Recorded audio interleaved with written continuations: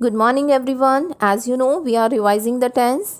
We have revised indefinite tense, and today we will revise continuous tense. It means present continuous, past continuous, future continuous. Continuous tense क्या होता है? It shows that the action is in progress and still incomplete, कि अभी वो incomplete है, progress में है. जब एक्शन प्रेजेंट में चल रहा है it means present continuous. Action जब पास्ट में चल रहा है past continuous tense. Action future में चल रहा है future continuous tense. Clear? Continuous क्या बताता है? कंटिन्यूटी, कि एक्शन क्या है, चल रहा है. Look at the structure of present continuous tense. Subject plus is-am-are plus first form of the verb plus ing plus object. Example, I am writing a letter. Clear? He is writing a letter. You are writing a letter. Use देखो अब इसके, an action going on at the time of speaking, वही की action जो है eight the time of speaking action चल रहा है. Temporary action which may not be actually going on at the time of speaking, कि एक टेम्परेरी एक्शन कि यह actually going on at the time of speaking वो नहीं चल रहा हो सकता है, बट टेम्परेरी एक्शन है, कंटिन्यूटी में है, अभी कंप्लीट नहीं हुआ है.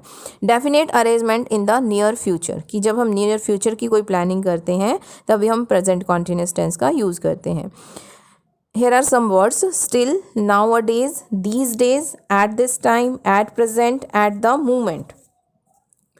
These words are actually used in present continuous tense. Next, past continuous tense.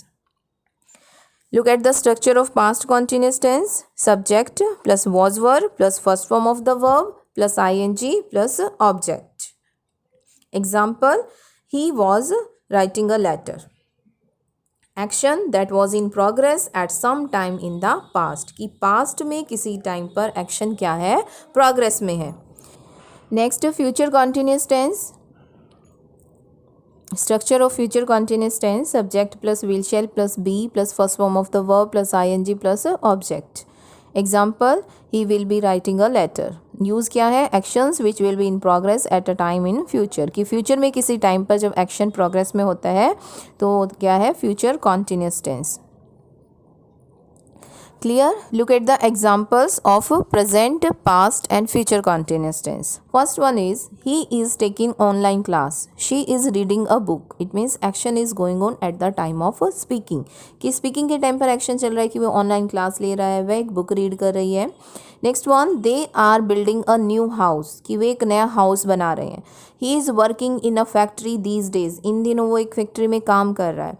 We are learning French at school, हम स्कूल में फ्रेंच लर्न कर रहे हैं. तो ये क्या है? Temporary action which may not be actually going on at the time of speaking, कि ये ज़रूरी नहीं है कि eight the time of speaking action चल रहा है, बट इन दिनों ये काम चल रहा है, लर्निंग का काम चल रहा है, कि वो एक फैक्ट्री में काम कर रहा है, कि वो एक हाउस बना रहा है.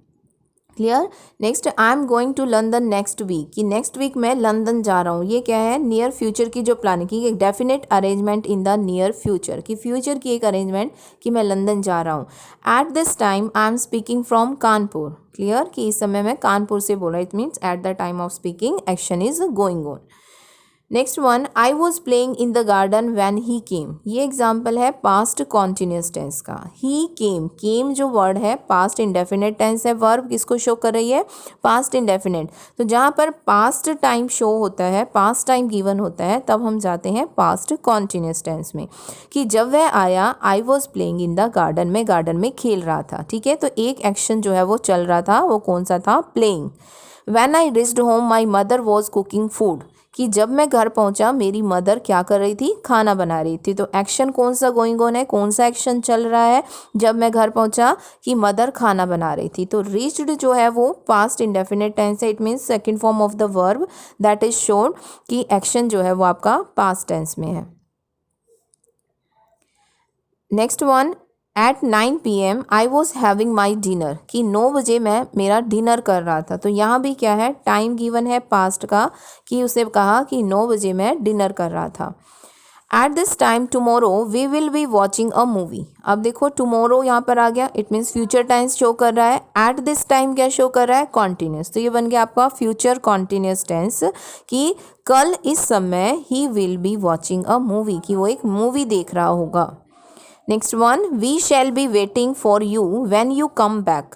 अब देखो when you come back, come क्या है, first form of the verb, कि जब तुम वापस आओगे हम तुम्हारी वेट कर रहे होंगे। जब हम फ्यूचर टेंस की बात करते हैं तो हम हिंदी में तो एक्सप्लेन हो गया कि जब तुम आओगे तो हम तुम्हारी वेट कर रहे होंगे, लेकिन हम दोनों टेंस को हम फ्यूचर में नहीं लेके जाते, दो सेंटेंस को, एक आपका प्रेजेंट में रहता है और दूसरा फ्यूचर में।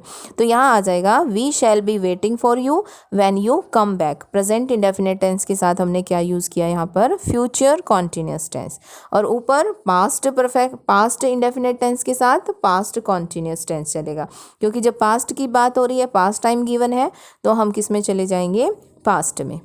That's enough for today. Tomorrow we will discuss perfect tense. Thank you.